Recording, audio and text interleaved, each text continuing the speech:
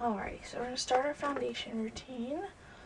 Start by moisturizing with my acne fighting moisturizer from Sephora.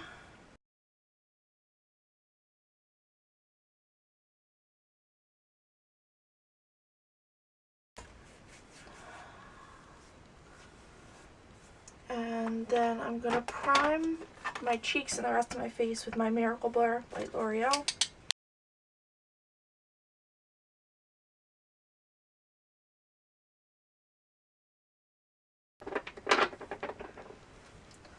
I think I'm going to use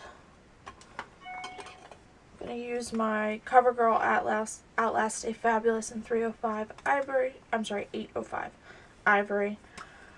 I'm going to dot this all over my face, and then I'm probably going to follow that with another slightly darker foundation because this one is currently just a little too light. I tend to mix foundations, particularly if I have a foundation that I don't love the texture of on its own, or it doesn't control my oil enough. Something like this, which does control my oil very well, I can mix it with a foundation so that I'm not wasting them, so that I use all my foundations. For instance, the Naked Skin by Urban Decay. I like this foundation a lot, but it does not control the oils on my nose, even with like mattifying primers and all that. So I will often use this as like my slightly darker color. So I'll just dot that all over. I tend to like to dot my foundation on like this rather than put it on the back of my hand and stipple it with a brush, because I feel like this way I get the most of the product. I feel like not a lot of it gets stuck up in the brush. I just use the brush to move it around once it's on. And for brushes, what am I going to use? I was thinking about using my beauty blender, but if I'm being 100% honest, I don't feel like going and getting up to wet it. So I think I'm going to use a duo fiber brush. I really do use a number of different brushes. I like duo fibers. I like kabuki style, like dense, thick synthetic brushes. That was our Real Techniques buffer brush. I have the Real Techniques face brush. I also really love this Tarte brush, but I've been using it a lot recently. Here's like a domed kabuki. And beauty blenders are probably my favorite. They're the ones I use the most. But like I said, I don't really feel like getting up to wet it. So I'll try this for a change.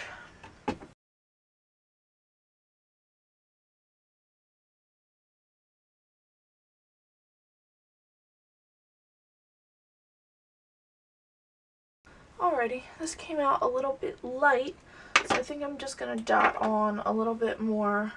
Actually, I'm going to do exactly what I said I usually don't do. I'm going to put a pump of this on the back of my hand, and I'm also going to put a pump of a darker color of the Outlast Stay Fabulous. This is 845. I'm putting like a quarter of a pump of that in there.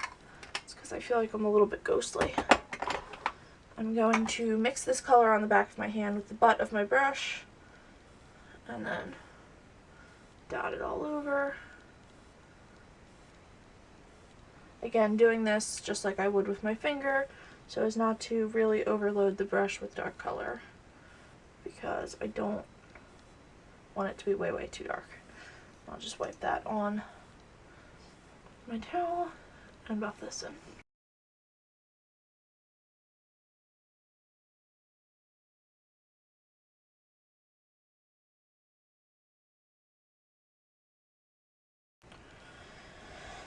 Then I'm going to set that with some kind of powder. I think I'm going to go with the powders I have right here. I've got Studio Fix in NW15, which is a little bit light. I have Cargo Blu-ray High Definition in 10.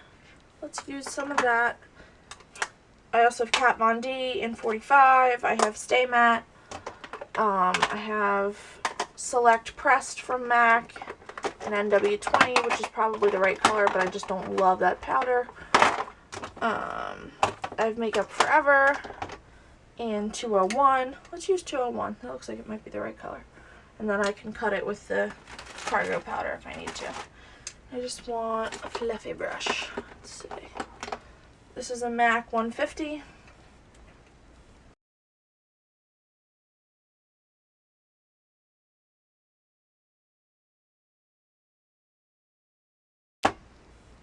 And then I'm going to do my bronzer and my highlighter. Moisturize my lips on that. Usually I would do this first. Clearly I'm all out of order. I'm still half asleep. Oh, I did it again. I have a tendency to forget concealing because I usually don't have breakouts or blemishes. Right now I have a little tiny one. So I'm going to grab MAC Studio Finish Concealer in NC15. Let's put a little bit on my pinky. Dot it right there onto that little blemish. Under my eyes is not in particularly bad shape. But I'm going to use a little bit of my Instant Age Rewind Dark Spot Eraser. And this is in Fair Light. I'm going to put that on. Alrighty, so of course my camera dies. Where we left off is I was using the Age Rewind under my eyes to highlight.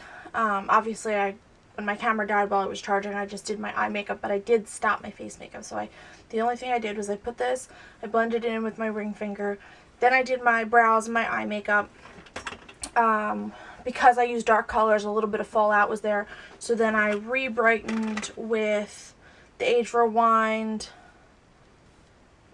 dark circle eraser. I don't know how these are different, but this is color Fair.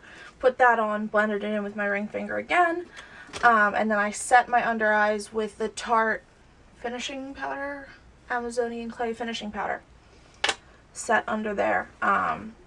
Did my eyes and everything. But other than that, I haven't touched my face, so we're going to continue on with that. I'm going to start by bronzing, contouring.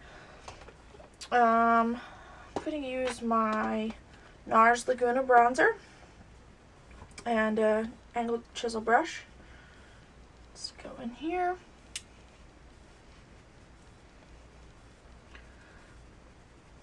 This is going to make your overall face look slimmer. If you ever have trouble finding your cheekbones or where your contour should go, you can make a fishy face. My face is still too round. The fishy face doesn't do much for me. So you can always press your brush on here so you can feel your cheekbone, and then you roll down. And wherever it cuts in, you can see how that kind of cuts in. That's where you want that dark line to go. You also want to always make sure that it comes back into your hairline so it doesn't look like it just stops. And this will keep everything going up and back.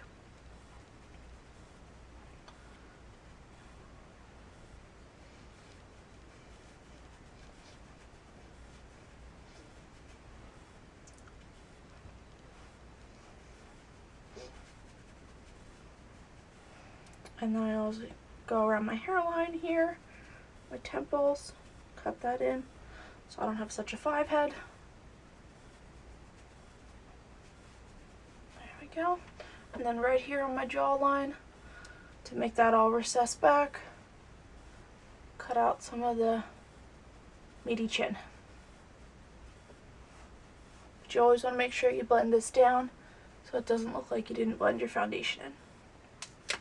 Then for blush, I'm going to go with Milani Luminoso blush.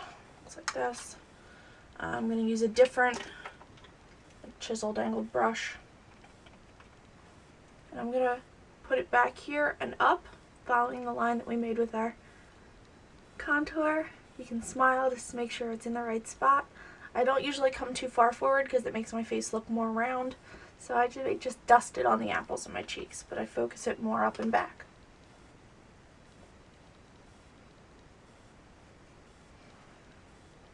And I like this blush because it gives you enough color without, like, you can really pack this blush on and it's never like, whoa, what are you doing? So it's good when you're in a hurry because you don't have to really think about it. You kind of just slap it on. And this is a glowy, nice blush, but I think I'm going to use a little bit of highlighter anyway. Because I like it. The Wet n Wild Fergie highlighter in Center Stage Collection. That's not what it's called. To Reflect Shimmer palette. Does that sound right? or that, or I ripped the name off of it. I don't know. Ew, piece of hair. So I'm just going to tap the same brush in that and run that over the tops of my cheeks. And then a little bit on top of my Cupid's bow. I don't highlight down the middle of my nose. One, because I don't really dislike the shape of my nose, but two, because I don't want it to be shiny. I want a little bit more highlight on my top lip, so I'm just going to tap my finger in this and do that. And then I would set it with a setting spray. Let's use Scandinavia. This is Scandinavia's their mattifying one. Let me grab it. What is it called? No More Shine makeup finishing spray. Spray this all over.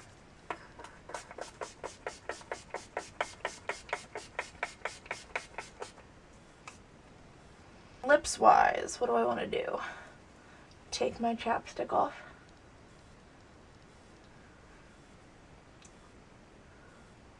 Let's see what lipsticks we have. This is NYX Matte Lipstick in Nude. I don't think I'm going to like this either.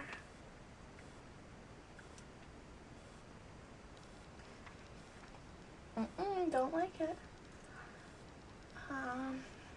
Let's see if we can build on it though, rather than replace it. I'm going to blot.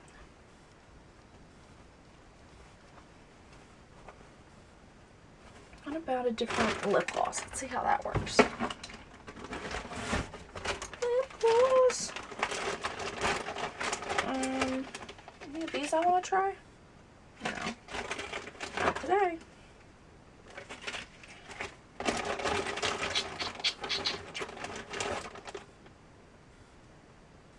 This will probably go really well. This is NARS Turkish Delight. Let's see how this does.